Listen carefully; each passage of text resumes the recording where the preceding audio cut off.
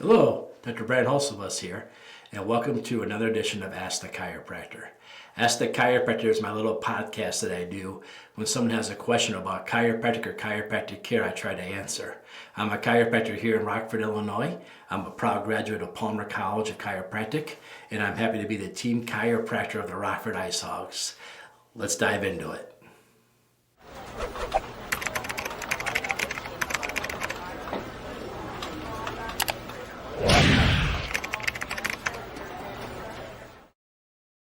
Hi, thanks for tuning in for another episode of Ask the Chiropractor. Today I want to talk a little bit about mental health. Now maybe you never thought about chiropractic and mental health. So I'm going to talk a little bit about how chiropractors think about mental health and how chiropractic adjustments could play a role in mental health.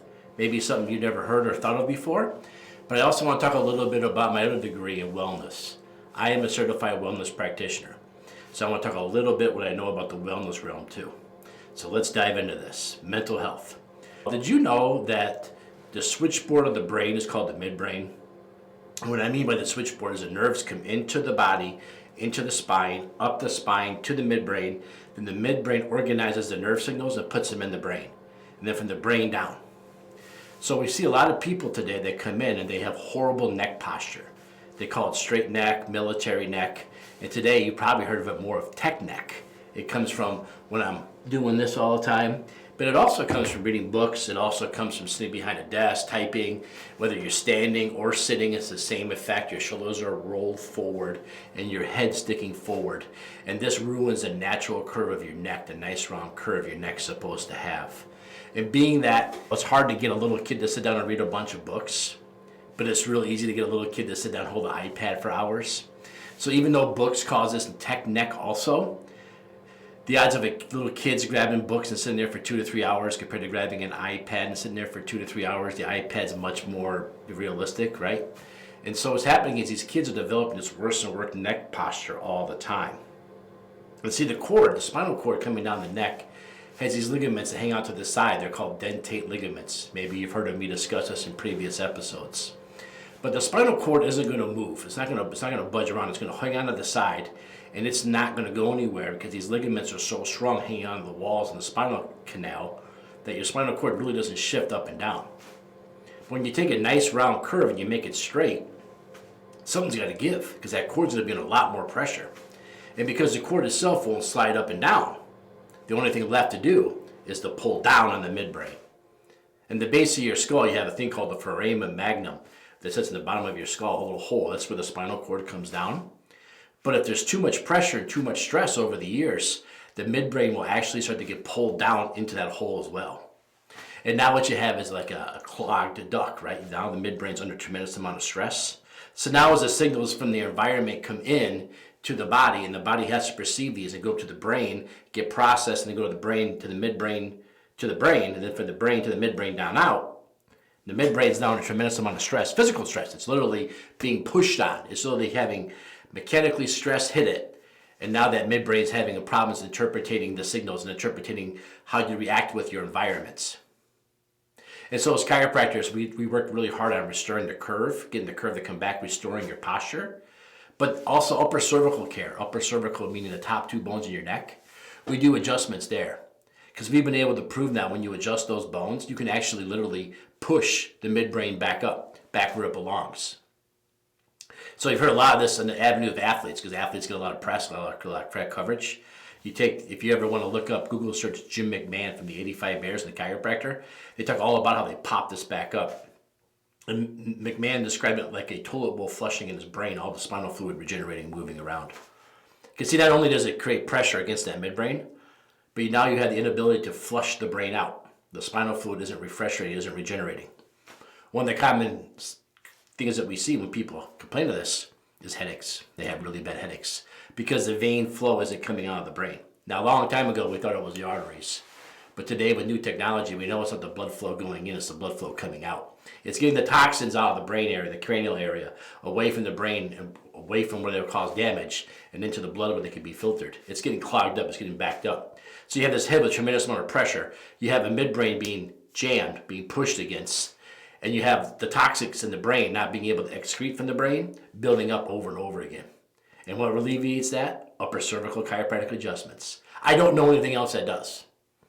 I research a lot, but I don't know anything else that works as quickly, as effective, and minimal as far as you don't have to have a surgery, you don't have to have anything like that. You go in, you see the chiropractor, they adjust your C1, C2, you walk out, you feel better.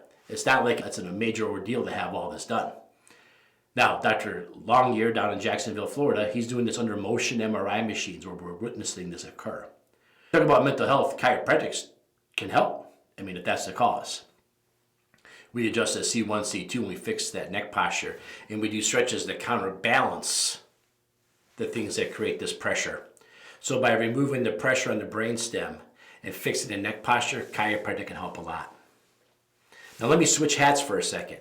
Let me put on my certified chiropractic wellness practitioner hat. What does that mean? That means we studied hunter-and-gatherer tribes all across the world and even read like Native American diaries and studied what the human being needs genetically, both chemically, physically, and emotionally, and how the chiropractor could play a role and influence that through eat right, move right, think right, as Dr. Chestnut would say. So let's talk about that. Let's talk about dopamine. Dopamine versus serotonin.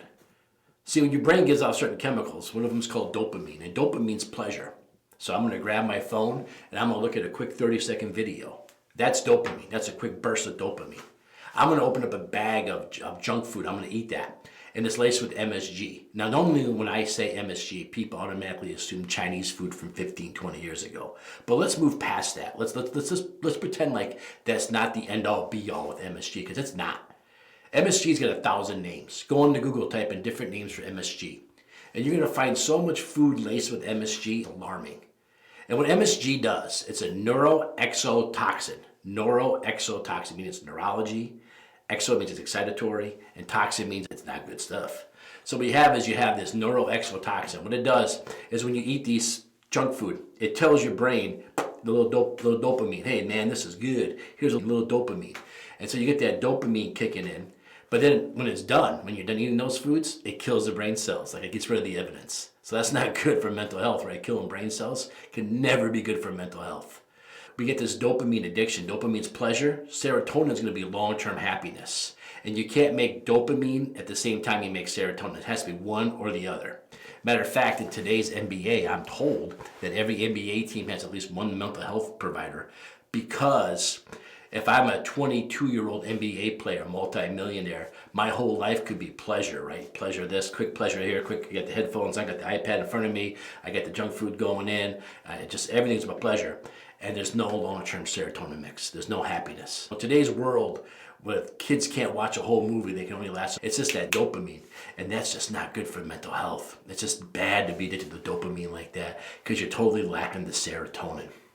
Okay? And the one last topic I want to hit on this is the quality of our food. The quality of our food's gotten so poor, we lack amino acids that are found in omega-3s. The omega-3 fish oils are huge. And not only that, but we have this boom of vegetarian and veganism, and you can't get two of the essential amino acids from plant sources. You just can't. So if you're full vegan or full vegetarian, you are just deprived on your omega-3s. And when you're short on omega-3s, some people say you take fish oil for cholesterol, I take fish oil for this, take fish oil for that. What happens is if you're omega-3 deficient and you're too many omega-6s, no, side note, omega-6s come from eating grains, or animals that eat grains. Omega-3s come from eating grass and algae, and animals that eat grass and algae, right? So today, if you eat wild caught fish, you're getting your omega-3s. If you're eating grass-fed beef, you're getting your omega-3s. If you're eating normal beef from the grocery store, they eat corn, that's omega-6s, you're not getting any. And if you're eating farm-raised fish, they eat corn too. By the way, don't eat farm-raised fish. But if you're eating farm-raised fish, they're eating corn too. I lived in Illinois and Iowa most of my life. I've been around a lot of corn in my days. I've never seen a fish come out of the Mississippi River and grab a ear of corn and go back in the water. They're supposed to, so you eat that stuff. So now you have low omega-3s, and if you're a vegetarian or vegan, you're not getting any, of any type, at all, period. And then you could tell me flaxseed oil has only 4 of the 6 aminos. Go ahead and leave your comments below. I'll answer them. Krill oil is good, not good for the environment, but good. Cod liver oil is good, and then of course fish oil is good. That's how you get your omega-3s, because today's diet lacks that. And if you tell me you're eating wild salmon, You'd have to eat 18 whole salmons a day in order to get what you get in the supplements. I don't know. I don't think bears even eat that much. We're deprived of omega-3. So what does it do when I take omega-3s? Why do I take omega-3s? It's not for cholesterol. It's not for this. It's for neurological inflammation. When your omega-3s are deprived, you become neurologically inflamed. You become neurologically toxic. And neurologically toxic does not sound good for mental health either. So there's my big three, okay? You got to get your neck looked at. You got to get that neck posture looking good. You got to get those upper two bones in your neck checked. You got to stop with the dopamine addiction. You got to find a book. You got to go for a walk. You got to get out in nature. You got to do that. How many times in these podcasts have I said the number one thing you can do to be healthier is go for a 30-minute walk every day? When you're in that 30-minute walk, you're not producing dopamine unless you're looking at your phone. Please don't look at your phone, all right? So when you do your 30-minute walk, you do better. And lastly, you got to get your fish oil. Get your neck checked, cut down the dopamine, try to find some serotonin, try to get out, do some other things. Get your fish oil up. That's how chiropractors look at mental health.